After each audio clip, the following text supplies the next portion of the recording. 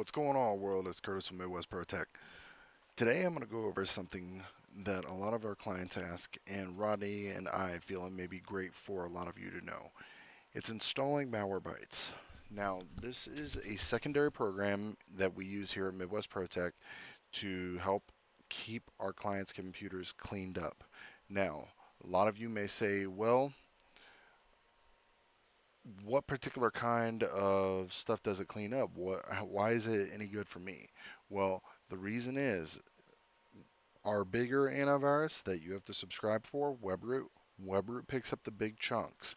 Malwarebytes picks up the scraps, so you don't have to worry about it. All right. So let's begin. I'm going to go ahead and show you how to get it properly installed. And for those of you who may already have this software, go ahead and still watch this video because potentially what's going to happen is I'm going to show you something that you may or may not already know. So let's begin. First and foremost, I'm going to go ahead and open an internet browser like I am right here. And I'm going to go to www.malwarebytes.com. So when I go to this website, of course, it lives up to its name, Malwarebytes. And then I'm going to click on free download. Upon doing so, you'll notice a window pop up. So I go ahead and click it, and it starts downloading. Now, some of you, if you're using Mozilla Firefox, may notice a little arrow pointing down up top over here. That there is your downloads folder. For those of you who may be using Chrome, or those of you who may be going and using something else for that matter, Chrome is going to be on the bottom left. Microsoft Edge as well as Internet Explorer will be on the bottom in the center. When this occurs, if you want to make it a lot easier on yourself, if you hold the control button and press the letter J, J as in Joseph, it will take you to the download screen, at which point you will notice it says MB3 setup consumer yada yada yada, right? This is the program you want to go and install, all right? When you go about installing it, you will then notice, do you want to make changes? You select yes, and here you're going to go through the installation process. Now, when you go through this installation process, this will initially, most of the time, give you the premium trial. If it does, don't freak out. It's actually a good thing because you want to keep it for, I'd say maybe about a day or two, depending on how busy you are. If you're not really that busy, when you have the premium trial, go ahead and run a scan with it. And if you find any infections, I'm going to show you what exactly you need to do. All right. So let me go ahead and open the program. Just a moment. All right. So the most recent version now is version 3.7.1. All right. Now, if any of you are going and using this software and you notice it saying a new update or a new version of this is available, would you like to download it? Just go ahead and do it. It's not going to hurt your computer. All it's going to do is give you the newer version of Malwarebytes. Now, be careful because Malwarebytes may offer you the ability to go and actually purchase the product. Unless you're willing to cough up the change to go and pay for it, I'd stay away from it. These top three buttons right here, that's a no-fly zone. Okay, if you want to use a free version, this is a no-fly zone. All right. Now, when you have purchased the premium trial, if you go ahead and select Scan Now, you will notice, doesn't matter if it's a premium trial or the free version, when it's scanning, it still looks the exact same way. All right. It'll run through the process of going and scanning the files. Towards the end of it, it will let you know, did we find any infectious files? Is there anything in here that's potentially going to cause a problem, etc., etc. Most of the time when we're cleaning clients' computers, what we normally see pop up are what are called PUP files, potentially unwanted programs.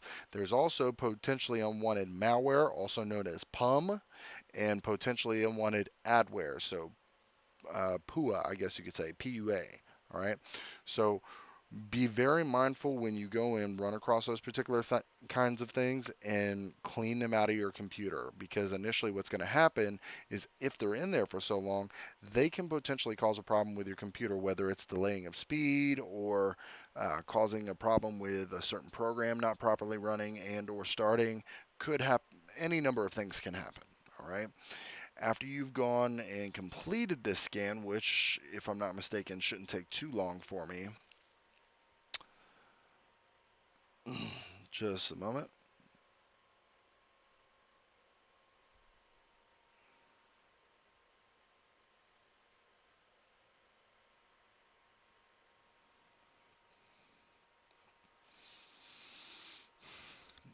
Looks like it likes to take its sweet time. Alright, so with this being the case, while this is running its course, I'm going to briefly show you some information.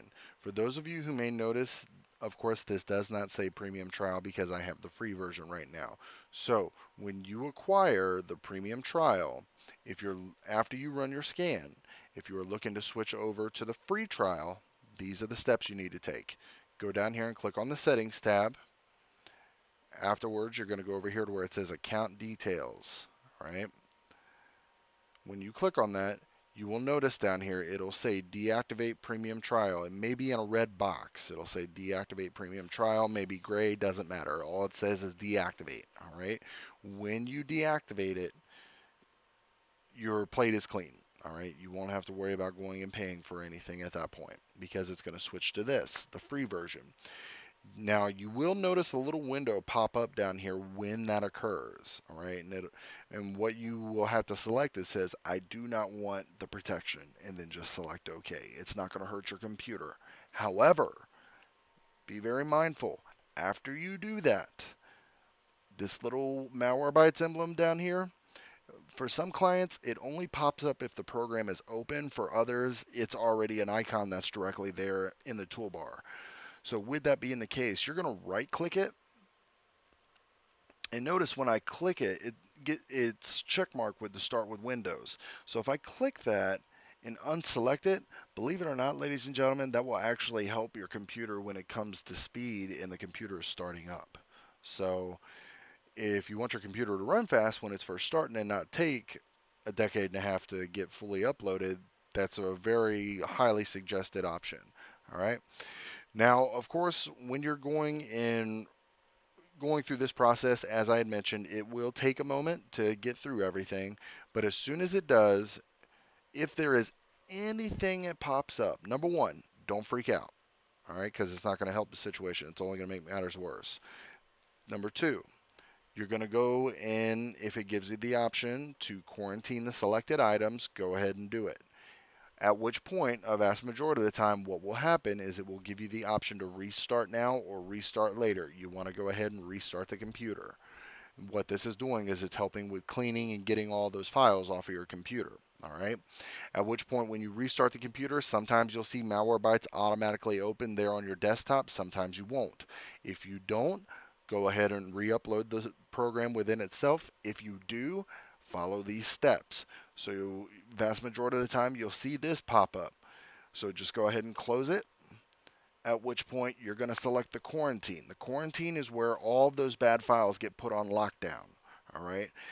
At which point, with that being the case, they're potentially not going to cause any problems for your computer. Now, does that mean that you shouldn't worry about it? Yes and no.